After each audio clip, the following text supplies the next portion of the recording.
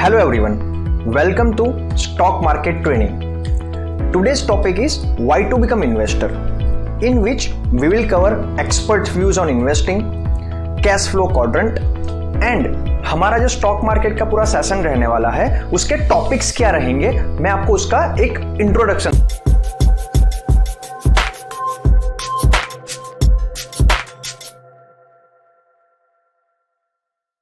तो चलिए सबसे पहले समझते हैं व्हाई टू बिकम इन्वेस्टर।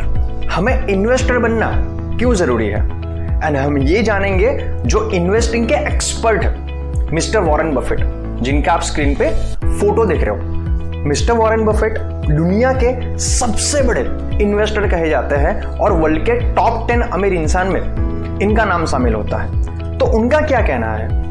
उनका एक बहुत ही फेमस कोटेशन है, if you are not earning while sleeping, you will work until you die।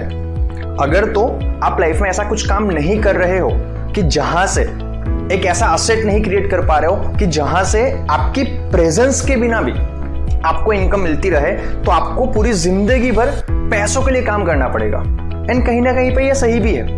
उनका हमेशा ऐसा कहना है, क्रिएट समथिंग कि जहां से आपकी इनकम का फ्लो कंटिन्यू रह पाए।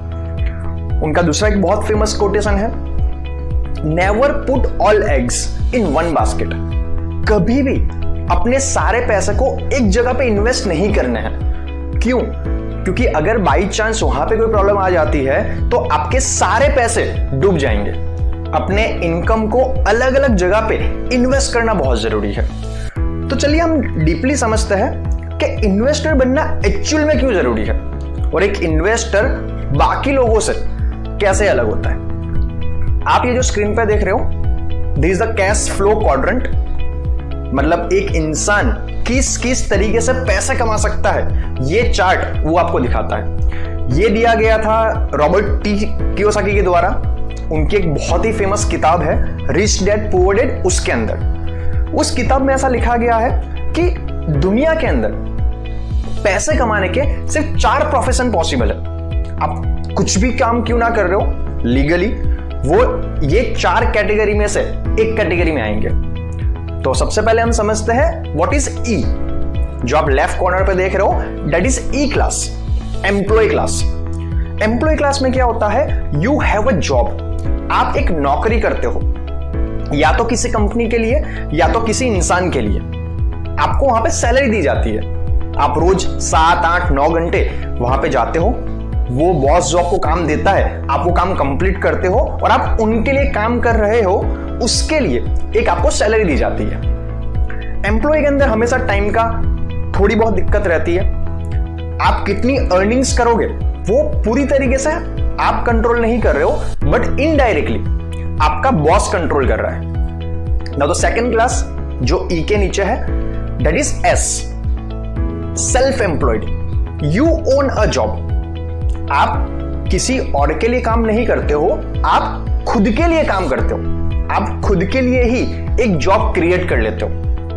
Examples, doctor, CA, lawyer, broker, किसी की छोटी सी दुकान है, वो सारे लोग कैसे होते हैं? उनके पास एक स्किल है या तो एक वर्क है। जब तक वो अपना काम करते रहेंगे तब तक उनको इनकम मिलती रहेगी। एक डॉक्टर जिसका क्लिनिक है, अगर वो क्लिनिक पे नहीं जाएगा तो पेशेंट्स को ट्रीट नहीं कर पाएगा और वहां से इनकम नहीं कमा पाएगा। एक लॉयर अगर तो केस नहीं लड़ेगा तो उसको अपनी फीस नहीं मिलेगी। एक सीए किसी को टैक्सेशन में हेल्प नहीं करेगा तो उसको उसकी फीस नहीं मिल पाएगी। तो ईएनएस ऑलमोस्ट सिमिलर जैसा ही होता है, दोनों में डिफरेंस एक ही है। एम्प्लॉय वो किसी और के लिए काम करता है, सेल्फ एम्प्लॉयड जैसे नाम बताता है खुद ही वो अपने आप को एम्प्लॉयड किया हुआ है। एम्प्लॉय के ऊपर एक बॉस होता है, सेल्फ एम्प्लॉयड खुद का बॉस होता है। तो ये हो गया लेफ्ट हैंड साइड के 2 क्वार्टर्स। अभी हम समझते हैं third quadrant, that is a B. B stands for business owner. You own a system and that system works for you. आप एक सिस्टम क्रिएट करते हो, इट कैन बी वर्चुअली और मैन्युअली एज वेल। लेकिन आपकी प्रेजेंस के बिना वो सिस्टम काम करती रहेगी और आपको एक इनकम आती रहेगी। That is called business. आप एक लॉयर हो, मान लो आपने एक लॉयर का फर्म ओपन किया हुआ है, यू आर एक्सपीरियंस लॉयर, आपके नीचे 25-30 लॉयर काम करते हैं, then you are a businessman. अगर आपकी खुद की हॉस्पिटल है, then you are a businessman. आपने मैकडी की या डोमिनोज की फ्रेंचाइजी लेके रखी हुई है, then you are a businessman. मतलब कि आपने ऐसा कुछ सिस्टम क्रिएट किया है कि जहां से आपकी प्रेजेंस के बिना भी आपको इनकम आ सकती है, then you are businessman. Definitely आपको अपना बिजनेस है तो आपको उसका ध्यान रखना पड़ेगा, लेकिन ई और एस की तरह आपके ऊपर कोई बॉस नहीं है। आप बॉस हो लोगों के लिए। आपको अगर तो छुट्टी लेनी है तो किसी के पास से परमिशन लेने की जरूरत नहीं है। And definitely E and S के कंपेयर में एक बिजनेस ओनर अच्छी इनकम कमा सकता है अगर तो वो अपनी सिस्टम को प्रॉपर्ली रन कर पाए तो। And the fourth quadrant, that is I, investor. ना हु इज एन इन्वेस्टर? एक ऐसा इंसान जो पैसे को काम पे लगाता है। Money works for you. उनके पास जितना भी पैसा होता है उनको वो प्रॉपर्ली इन्वेस्ट करता है और वहां से उनको एक रिटर्न मिलता है। Isn't it amazing? ना वो खुद काम करता है, ना किसी और के पास से काम करवाता है, वो पैसे के पास से काम करवाता है। ठीक है, that is I class. Definitely B and I, E और एस के कंपेयर में एक तरह से रिस्की भी है, लेकिन जहां पे रिस्क होता है वहां पे प्रॉफिट के चांस भी ज्यादा हो सकते हैं। तो आपने लेफ्ट हैंड साइड पे जो दो क्वाड्रेंट देखे, that is E and S. जो राइट हैंड साइड के क्वाड्रेंट है, they are B and I. अभी आपको जान के हैरानी हो जाएगी कि दुनिया के 95% लोग ई और एस कैटेगरी में आते हैं एंड सिर्फ 5% लोग बी और आई कैटेगरी में आते हैं। लेकिन उससे ज्यादा हैरानी की बात यह है कि जो 5% लोग बी एंड आई में आते हैं वो दुनिया का 95% पैसा या तो वेल्थ को अपने पास रखते हैं और बाकी बचा 5% के अंदर ई एंड एस कैटेगरी वाले 95% लोग एडजस्ट कर रहे हैं। यस, आपने सही सुना, इतना बड़ा मिसबैलेंस है, इम्बैलेंस है वर्ल्ड के अंदर। तो कहीं ना कहीं पे आप मेरा कहने का मतलब समझ चुके होंगे कि बी एंड आई कैटेगरी वाले लोग as compare to E and S ज्यादा पैसा कमा सकते हैं। देखो, सब लोग ई एस बी या आई सब लोग मेहनत करके पैसा कमा रहे हैं, बट मैं सबको सजेस्ट करता हूं कि आप अगर तो ई एंड एस कैटेगरी में हो, then start doing something in a side hustle, in a part time और अ फुल टाइम वे, कि जहां से आप बी या तो आई कैटेगरी में मूव होने की शुरुआत कर पाओ। तो हमारा जो ट्रेनिंग है that is investing training, and investment भी बहुत जगह पे पॉसिबल है, बट हम जो सीखने वाले हैं that is stock market investing. Stock market, yes, इतनी अमेजिंग चीज है कि जहां से आप एक छोटे इन्वेस्टमेंट या तो बड़े, शॉर्ट टाइम में या लॉन्ग टाइम में, आपके नॉलेज के अकॉर्डिंगली आप काफी अच्छा रिटर्न अर्न कर सकते हो। तो चलिए, हमारे जो सेशन रहने वाला है हम उसको कैसे कवर करने वाले हैं उसका बेसिक समझ लेते हैं। जो पूरी ट्रेनिंग रहेगी वो डिफरेंट 3 पार्ट में रहेगी। पहले पार्ट में हम डिस्कस करेंगे basics of stock market and IPO.